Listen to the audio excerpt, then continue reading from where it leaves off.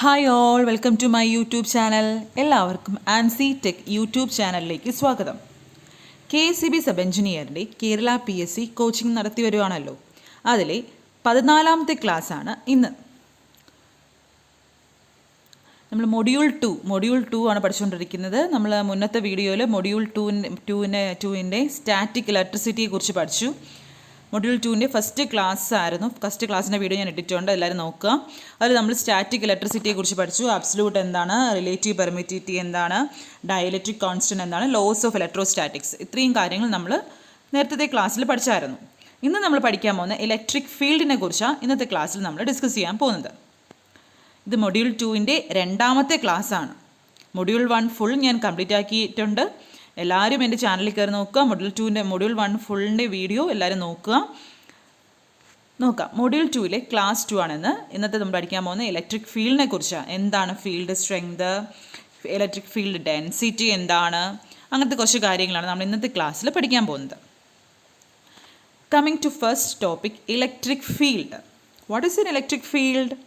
It is a space or region around a charged particle or object within which a force would be exerted on other charged particles or objects. അതായത് electric field എന്ന് വെച്ചാൽ എന്താണ്? ഒരു ചാർജിന് ഏത് പരിധി വരെ മറ്റൊരു ചാർജിൻ്റെ മേൽ ഒരു ഫോഴ്സ്, എന്ത് ഫോഴ്സ് നമ്മൾ പഠിച്ചത്? കൂളംബ് ഫോഴ്സ് അല്ലെങ്കിൽ ഇലക്ട്രോസ്റ്റാറ്റിക് ഫോഴ്സ് കൊടുക്കുവാൻ സാധിക്കും. ആ ഒരു ചുറ്റിനുമുള്ള ആ ഒരു സ്പേസിനെയാണ് ഇലക്ട്രിക് ഫീൽഡ് എന്ന് പറയുന്നത്. അപ്പോൾ എന്താണ് electric field? A space or region around a charged particle or an object with which a force would be exerted on other charged particles or object. ഒരു ചാർജിന് ഏത് പരിധി വരെ മറ്റൊരു ചാർജിൻ്റെ മേൽ ഒരു ഫോഴ്സ് കൊടുക്കുവാൻ സാധിക്കും. ആ ചുറ്റിനുമുള്ള ആ ഒരു സ്പേസിനെയാണ് നമ്മുടെ ഇലക്ട്രിക് ഫീൽഡ് എന്ന് പറയുന്നത്. നോക്കി, ഇതാണ് നമ്മുടെ ഇലക്ട്രിക് ഫീൽഡിൻ്റെ ഒരു figure. Then coming to electric field intensity or field strength എന്ന് വേണമെങ്കിൽ പറയാം. എന്താണ് electric field intensity? Every charge creates an electric field in the space around itself. എല്ലാ ചാർജുകളും അതിന് ചുറ്റും എന്തുണ്ടാക്കും? ഒരു ഫീൽഡ് ജനറേറ്റ് ചെയ്യും. ഫോർ എക്സാമ്പിൾ ഇവിടെ നോക്കി, ഒരു +Q എന്നൊരു ചാർജ്, അതിനടുത്ത് നമ്മളൊരു ടെസ്റ്റ് ചാർജ് കണ്ടല്ലോ, +Q0 എന്നൊരു ടെസ്റ്റ് ചാർജ് നമ്മൾ വച്ചിരിക്കുകയാണ്. ടെസ്റ്റ് ചാർജ് എപ്പോഴും പോസിറ്റീവ് ചാർജ് ആയാണ് നമ്മൾ സാധാരണ കണക്കാക്കുന്നത്, എപ്പോഴും പോസിറ്റീവാണ്. അപ്പോൾ എന്ത് പറ്റും? എന്താ സംഭവിക്കുന്നത്? ഇപ്പോൾ രണ്ടും എന്ത് ചാർജാണ്?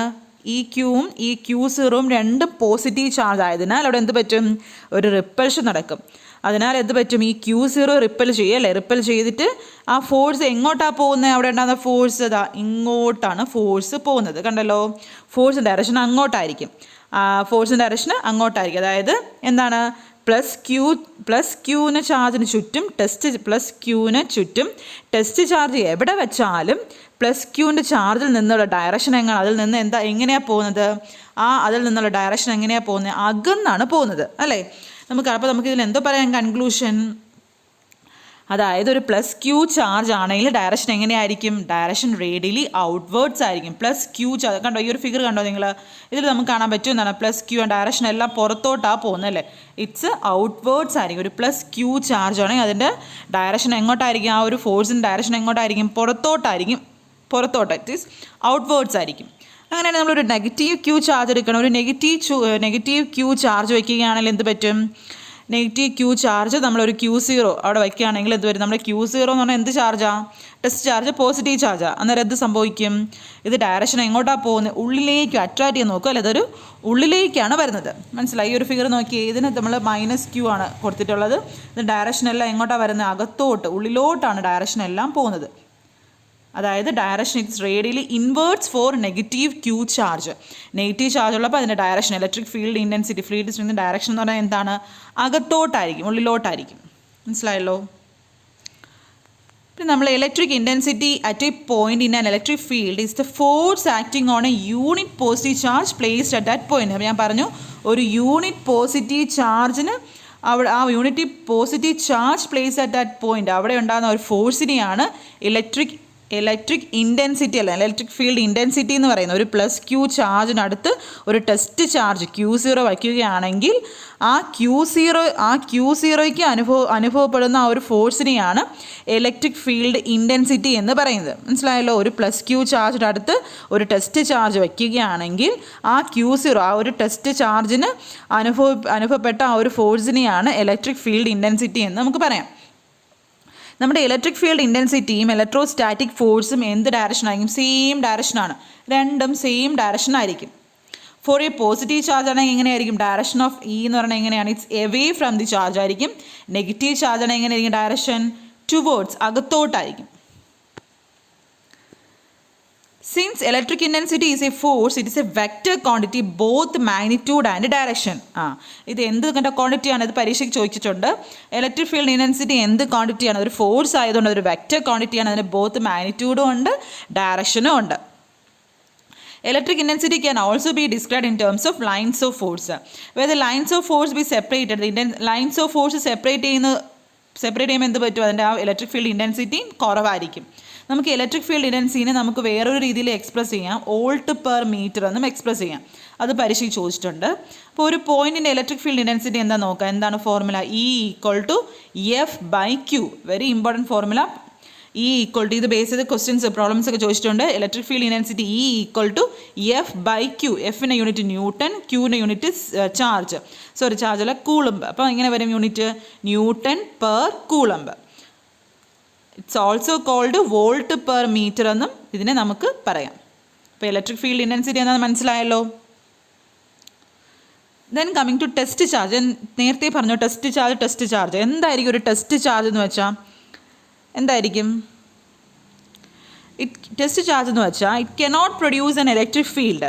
അത് ഭയങ്കര it's magnitude is so small. അതായത് വളരെ ചെറുതാണ്. ടെസ്റ്റ് ചാർജ് വളരെ ചെറുതായിരിക്കും. പിന്നെ എന്താണ്? യാതൊരു വിധത്തിലുള്ള ഇലക്ട്രിക് ഫീൽഡ് അത് എന്ത് ചെയ്യത്തില്ല? ജനറേറ്റ് ചെയ്യത്തില്ല. പിന്നെ ഇത് എങ്ങനെയാണ് ഉണ്ടാകുന്നത്? ടെസ്റ്റ് ചാർജിന് മറ്റൊരു പോയിൻറ്റിൻ്റെ ചാർജിൻ്റെ സ്വാധീനത്താൽ നിൽക്കുകയാണെങ്കിൽ എന്ത് പറ്റും? ആ മറ്റൊരു ചാർജിൻ്റെ ആ ഒരു സ്വാധീനത്തിൽ നിൽക്കാനേ സാധിക്കുകയുള്ളൂ, അല്ലേ? അതുകൊണ്ട് ഇതിന് ഒരിക്കലും എന്ത് ചെയ്യത്തില്ല? സ്വന്തമായിട്ടൊരു ഇലക്ട്രിക് ഫീൽഡ് പ്രൊഡ്യൂസ് ചെയ്യാൻ പറ്റത്തില്ല. അതുകൊണ്ടാണ് Q0 നമ്മളതിനെ ഡിനോട്ട് ചെയ്തിരിക്കുന്നത്. അതാണ് test charge. Then coming to electric field intensity due to a point charge. ഒരു പോയിൻ്റ് ചാർജിലുള്ള ഇലക്ട്രിക് ഫീൽഡ് ഇൻറ്റൻസിറ്റി എന്താ നോക്കാം. Consider a point charge plus Q placed at a point O. ഒരു പ്ലസ് ക്യൂ എന്ന charge point O ഡിസ്റ്റൻസിൽ വച്ചിരിക്കുകയാണെങ്കിൽ എന്ത് പറ്റും? Then magnitude of electric field intensity at point P. ഒരു പോയിൻ്റ് Pയിലുണ്ടാകുന്ന ഒരു പ്ലസ് Q0 ആണ് കേട്ടോ. നമ്മൾ Q0 ഉണ്ടാകുന്ന അവർ നോക്കിയാൽ മതി. At a distance D from O is given by. എന്തായിരിക്കും? ഇവിടെ ഒരു ഫോഴ്സ് ജനറേറ്റ് ചെയ്യുമല്ലോ. നമ്മൾ നേരത്തെ പറഞ്ഞു ഒരു ഇലക്ട്രിക് ഫീൽഡ് ഇൻറ്റൻസിറ്റി നമ്മുടെ ഒരു ഫോഴ്സ് ജനറേറ്റ് ചെയ്യും.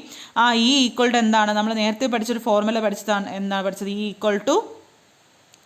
E=F/Q എന്നൊരു ഫോർമുല നമ്മൾ പഠിച്ചു. E=F/Q. എന്താണ്? F/Q.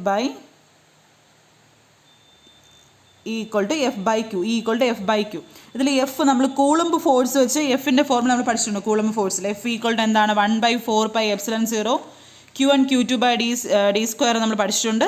അതോടെ നമ്മൾ സബ്സ്റ്റിറ്റ്യൂട്ട് ചെയ്യുമ്പോൾ നമുക്ക് എന്ത് കിട്ടും? നമ്മൾ ഇവിടെ ഈ ഒരു ഇക്വേഷനിൽ E=F/Q എന്ന ഇക്വേഷനിൽ സബ്സ്റ്റിറ്റ്യൂട്ട് ചെയ്യുമ്പോൾ നമുക്ക് എന്ത് കിട്ടി? 1/4πε0 ഇൻറ്റു E=1/4πε0 Q/d² എന്ന് കിട്ടും.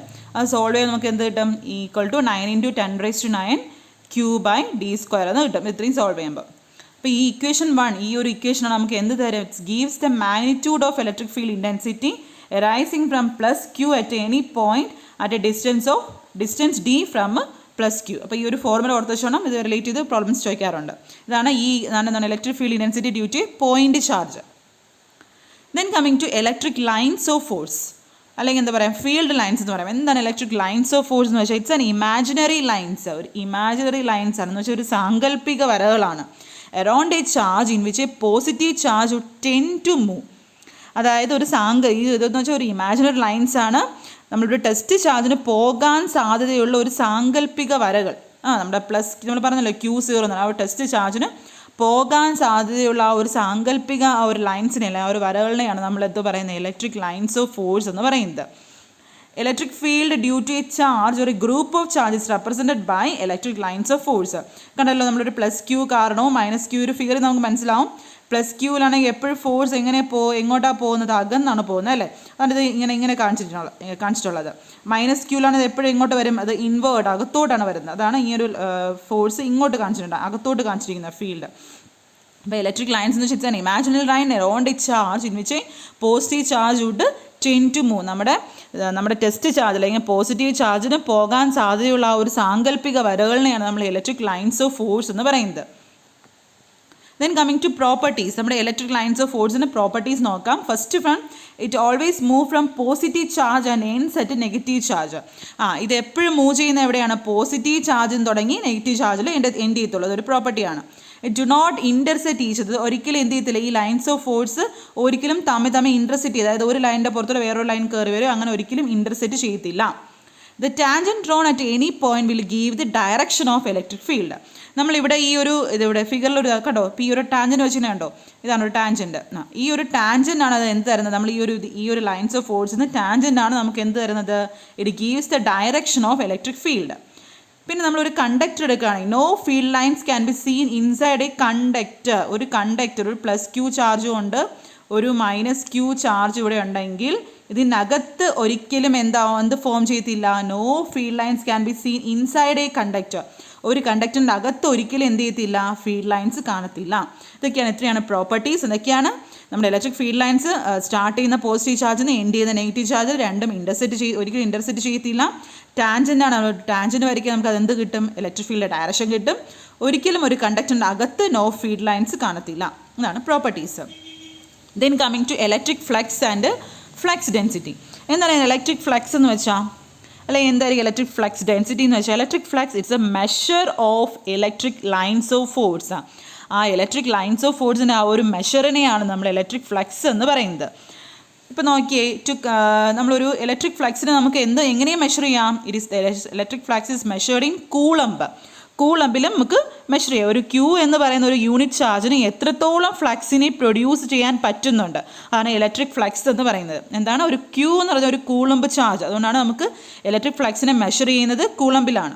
ഒരു ക്യൂ എന്ന് പറയുന്ന ഒരു യൂണിറ്റ് ചാർജിന് എത്രത്തോളം ഫ്ലക്സിനെ പ്രൊഡ്യൂസ് ചെയ്യാൻ പറ്റുന്നുണ്ട്, അതിനാണ് നമ്മൾ ഇലക്ട്രിക് ഫ്ലക്സ് എന്ന് പറയുന്നത്. നമുക്കിതിനെ സൈ കൊണ്ടും ഡിനോട്ട് ചെയ്യാം. Psi electric flux is denoted by simple psi കൊണ്ട് നമുക്ക് ഇലക്ട്രിക് ഫ്ലക്സിനെ ഡിനോട്ട് ചെയ്യാം. അപ്പോൾ electric flux psi equal to q കൂളമ്പാണ്.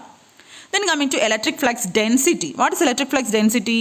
Electric flux density is defined as the electric flux passing normally through a unit area. ഒരു unit ഏരിയയിൽ കൂടി എത്രത്തോളം electric ഫ്ലക്സിന് pass ചെയ്യാൻ പറ്റുന്നുണ്ട്, അതാണ് ഇലക്ട്രിക് ഫ്ലക്സ് ഡെൻസിറ്റി എന്ന് വെച്ചാൽ. എന്താണ് ഒരു യൂണിറ്റ് ഏരിയയിൽ എത്രത്തോളം ഇലക്ട്രിക് ഫ്ലക്സിന് പാസ് ചെയ്യാൻ പറ്റുന്നുണ്ട്. നമുക്ക് ഇലക്ട്രിക് ഫ്ലക്സ് ഡെൻസിറ്റീനെ എന്തുകൊണ്ട് ഡിനോട്ട് ചെയ്യാം, ഡി എന്ന ലെറ്റർ കൊണ്ട് ഡിനോട്ട് ചെയ്യാം. Electric flux density can be denoted by the letter D. അപ്പോൾ ഡി ഈക്വൽ ടു ഒരു ഫോർമുലയുണ്ട്, it is psi by A. D equal to എന്താണ്, electric flux per unit area, psi by A. Electric ഫ്ലക്സിന് നമുക്ക് നമ്മൾ പറഞ്ഞു എന്താണ്, ഈക്വൽ ടു ക്യൂ കൂളമ്പ് എന്ന് പറഞ്ഞു. അപ്പോൾ നമുക്ക് എങ്ങനെ എഴുതാം, ക്യൂ ബൈ എ എന്ന് നമുക്ക് എഴുതാം. അപ്പോൾ അതിന് യൂണിറ്റ് എങ്ങനെ വരും, കൂളമ്പ് പെർ മീറ്റർ സ്ക്വയർ. ഇനി അടുത്താണ് നമ്മുടെ relation between electric field intensity ഇയും ഇലക്ട്രിക് ഫ്ലക്സ് ഡെൻസിറ്റി ഡിയും തമ്മിലൊരു റിലേഷനാണ്.